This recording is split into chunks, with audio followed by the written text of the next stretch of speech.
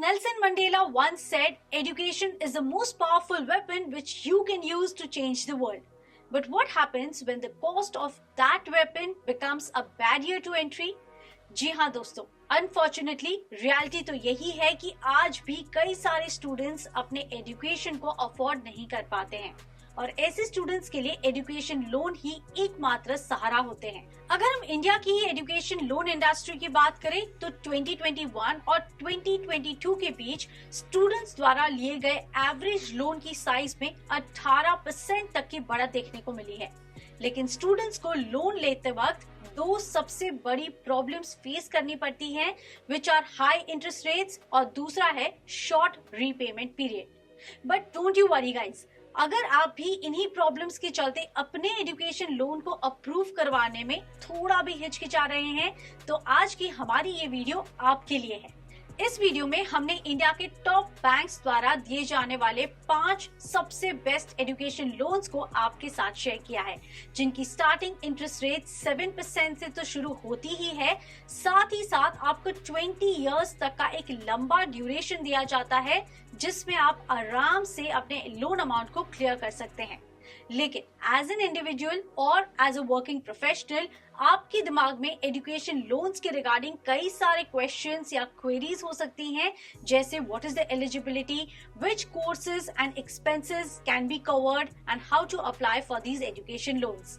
तो चलिए फ्रेंड्स, सबसे पहले इन सब क्वेश्चंस को आंसर करते हैं और फिर देखते हैं कि वो 5 एजुकेशन लोन्स कौन कौन से हैं जिनकी हम बात कर रहे हैं या आपको सजेस्ट कर रहे हैं। स्टार्टिंग विद द एलिजिबिलिटी, तो अगर कोई भी इंडिविजुअल एक इंडियन सिटीजन है, एनआरआई है, ओवरसीज सिटीजन ऑफ इंडिया है, पर्सन ऑफ इंडियन ओरिजिन है या फिर फॉरेन कंट्री का एक ऐसा स्टूडेंट है जिसके पेरेंट्स इंडियन है और जो कि इंडिया में अपनी स्टडीज करना चाहता है, वो एजुकेशन लोन के लिए आसानी से अप्लाई कर सकता है। ऑल्सो इन लोन्स के अंदर कई सारे कोर्सेज कवर किए जाते हैं, जैसे नर्सरी टू क्लास 12 की studies, vocational courses, regular degree या फिर डिप्लोमा प्रोग्राम्स, ऐसे ग्रेजुएशन और पोस्ट ग्रेजुएशन प्रोग्राम्स जो कि गवर्नमेंट, आईएमसी, AICTE और UGC द्वारा रिकग्नाइज्ड कॉलेजेस और यूनिवर्सिटीज ऑफर करती हैं। साथ ही आप MBA या MCA और MS प्रोग्राम्स जैसे करियर फोकस कोर्सेज जो कि रिकग्नाइज्ड एजुकेशनल इंस्टीट्यूशंस द्वारा प्रोवाइड किए जाते हैं, उनके लिए भी आप आसानी से एजुकेशन लोन को अप्रूव करवा सकते हैं। अब्रॉड की अगर बात करें तो यूएसए के सर्टिफाइड पब्लिक अकाउंटेंट यानी CPA या फिर लंदन के chartered institute of management accountants यानी CIMA के कोर्सेज को भी एजुकेशन लोन्स के अंदर शामिल किया जाता है। चलिए अब ये भी डिस्कस कर लेते हैं कि आपकी एजुकेशन लोन में कौन कौन से एक्सपेंसेस कवर होते हैं। सबसे पहले और सबसे इम्पोर्टेंट तो आपकी ट्यूशन फीस हो गई, साथ ही आपकी हॉस्टल फीस, इंश्योरेंस का premium, travel expenses for students studying abroad, cost of books, equipments, instruments, uniform, exam, laboratory and library fees भी कवर्ड होती हैं। उस कोर्स को कंप्लीट करने के लिए अगर आपको कोई लैपटॉप या पीसी रिक्वायर्ड है तो उसका भी जो एक्सपेंस होता है वो लोन अमाउंट में कवर्ड होता है। साथ ही building fund, refundable deposit and caution deposit backed by your institution bills and कुछ और expenses जो required होते हैं to complete the course such as study tours, thesis, project work, etc. etc. By the way, education loan पर आपको कई सारे advantages भी मिल जाते हैं, उसे भी डिस्कस करते हैं। फॉर एग्जाम्पल, आप अपने क्रेडिट रेटिंग के बेसिस पर 1 करोड़ तक का लोन ले सकते हैं, जिसे रीपे करने के लिए आपको 15 साल तक का टाइम दिया जाता है। फिर चाहे आप इंडिया या फिर अब्रॉड कहीं पे भी अपनी स्टडीज को परस्यू कर रहे हो, ये एडवांटेज आपको मिलता है। कुछ केसेस में तो लेंडर्स यानी बैंक्स आपके वीजा एप्लीकेशन के सबमिशन से पहले ही लोन अमाउंट को आपके खाते में ट्रांसफर कर देते हैं और रिक्वायर्ड डॉक्यूमेंट्स को भी आपके घर तक पहुंचा दिया जाता है। अगर आप एक फीमेल स्टूडेंट है या फिर आपके पेरेंट्स सैलरीड पर्सन हैं, तो उस केस में आपको इंटरेस्ट रेट्स पर भी काफी डिस्काउंट ऑफर किया जाता है। इसके अलावा ऐसे इंडिविजुअल्स जो कि इंडिया या फिर अब्रॉड में अपने हायर एजुकेशन के लिए एकेडमिक या फिर वोकेशनल कोर्स को परस्यू करना चाहते हैं, उन्हें इनकम टैक्स एक्ट ऑफ 1961 के सेक्शन 80E, याद रखिए सेक्शन 80E के अंडर अपने इंटरेस्ट पेमेंट पर 8 साल तक टैक्स डिडक्शन का बेनिफिट मिलता है। लेकिन ये डिडक्शन सिर्फ लोन के इंटरेस्ट पर एप्लीकेबल होता है, ना कि पूरे प्रिंसिपल अमाउंट पर, प्लीज रिमेंबर।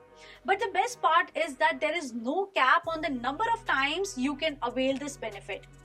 टैक्स डिडक्शन के इस एडवांटेज की एलिजिबिलिटी के लिए आपको अपने बैंक या फिर दूसरे फाइनेंशियल इंस्टीट्यूशन से एक सर्टिफिकेट प्रेजेंट करना होता है, जो कि ये शो करता है कि आपके लोन का प्रिंसिपल और इंटरेस्ट कंपोनेंट्स दोनों ही अलग अलग हैं। दूसरे बेनिफिट्स की बात करें तो इंडिविजुअल्स 1 साल तक का मॉरेटोरियम पीरियड का भी एडवांटेज उठा सकते हैं, जिस पीरियड में उन्हें लोन रीपेमेंट करने की कोई जरूरत नहीं होती है। लोन रीपेमेंट का ये पीरियड आपके कोर्स खत्म होने के 1 साल के बाद या फिर आपकी जॉब लगने के 6 महीने के बाद शुरू होता है। Do remember this. Different lenders अपने बोरोवर्स को डिफरेंट मॉरेटोरियम पीरियड ऑफर करते हैं, जहां आपको अपने लोन्स को EMI यानी इंस्टॉलमेंट्स में रीपे करना होता है। बट ये कम्प्लीटली आप पर डिपेंड करता है कि आप अपने लोन अमाउंट को लमसम में पेमेंट करना चाहते हैं या फिर इंस्टॉलमेंट में। साथ ही आपको लोन प्री पेमेंट करने का भी एक ऑप्शन मिलता है, ताकि आप जल्द से जल्द अपने लोन के पोर्शन को कवर कर पाए। लेकिन याद रखिए, इस पर आपको कोई जो बैंक्स हैं या लेंडर्स हैं वो प्रोसेसिंग फी चार्ज करते हैं, और कुछ बैंक्स और लेंडर्स इस पे पेनल्टी भी चार्ज करते हैं। अब अगर हम लोन रीपेमेंट के मेथड्स की बात करें तो आपके पास कई सारे ऑप्शंस होते हैं। फॉर एग्जांपल इंटरनेट बैंकिंग, जिसमें आप वेबसाइट या फिर ऐप के थ्रू अपने लेंडर को ऑनलाइन पेमेंट करते हैं। साथ ही आपको डिमांड ड्राफ्ट और चेक फैसिलिटी भी प्रोवाइड की जाती है। और अगर आप चाहें तो अपने बैंक अकाउंट में से EMIs के लिए डायरेक्ट डेबिट को भी चूज कर सकते हैं, जहां हर महीने आपके खाते से EMIs को ऑटोमेटिकली कट किया जाता है।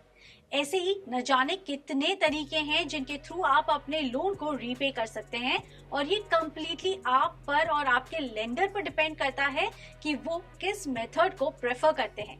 इसलिए जरूरी है कि लोन के लिए अप्लाई करने से पहले एक बार आप अपने लेंडर से कंसल्ट जरूर करें अपने रीपेमेंट मेथड के बारे में। चलिए अब डिस्कस करते हैं list of documents that most of the lenders require to approve your education loan.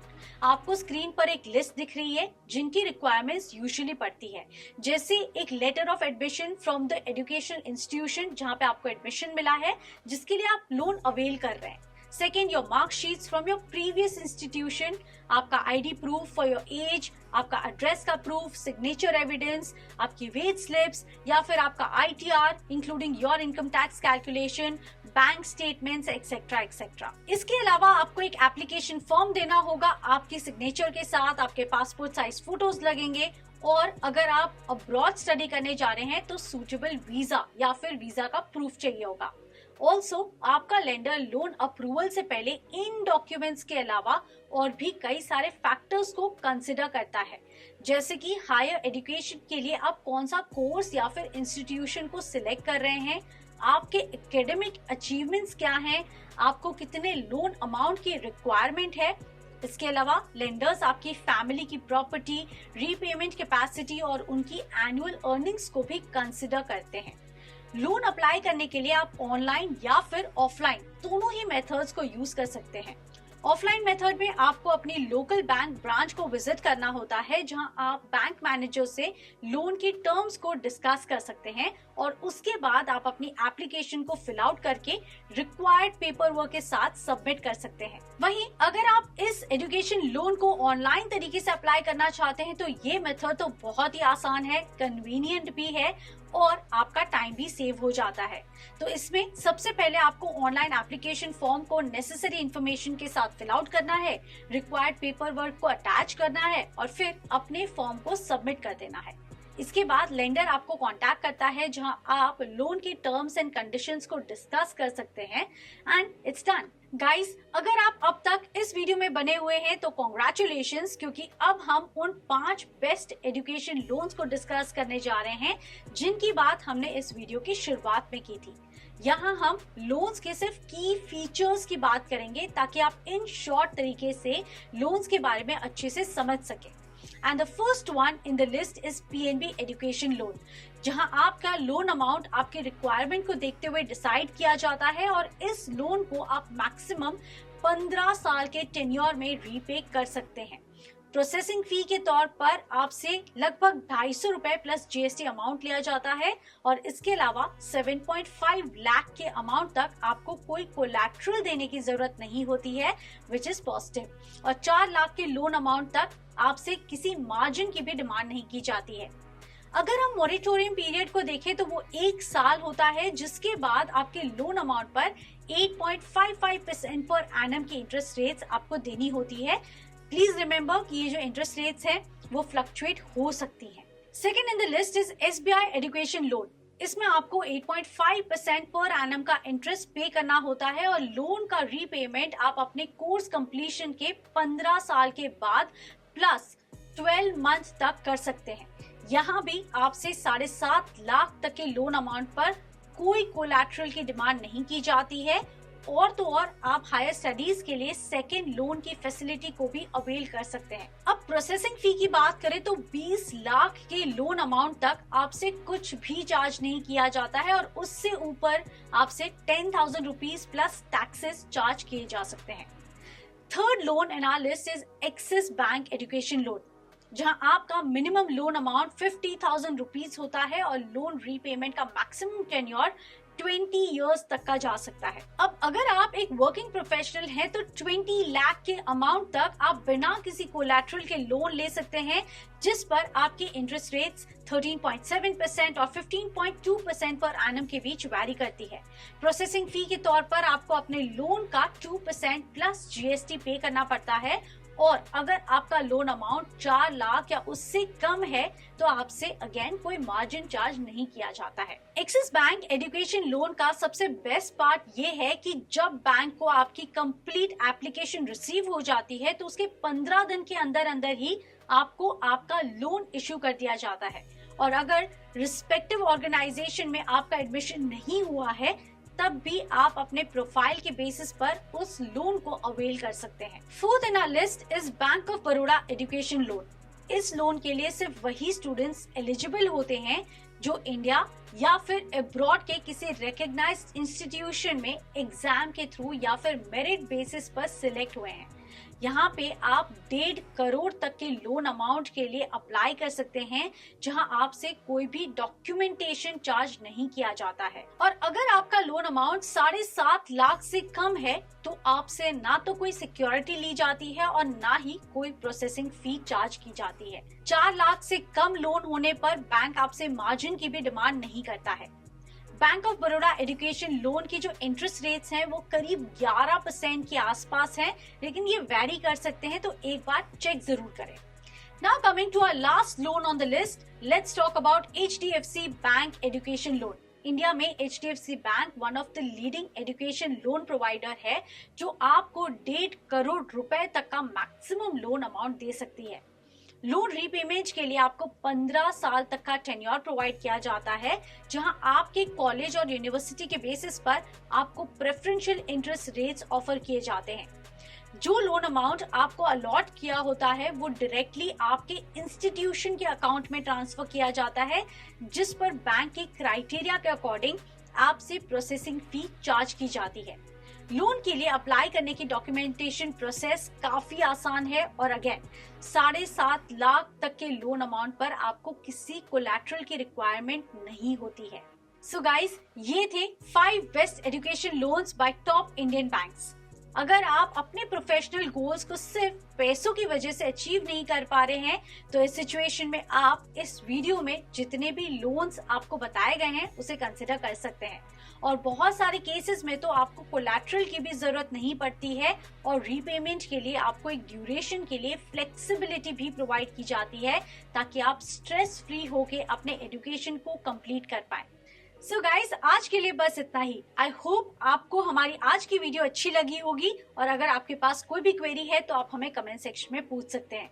आगे भी हम आपके लिए ऐसे ही वीडियोस लेकर आते रहेंगे, but till then please like, share and subscribe to our YouTube channel and stay tuned.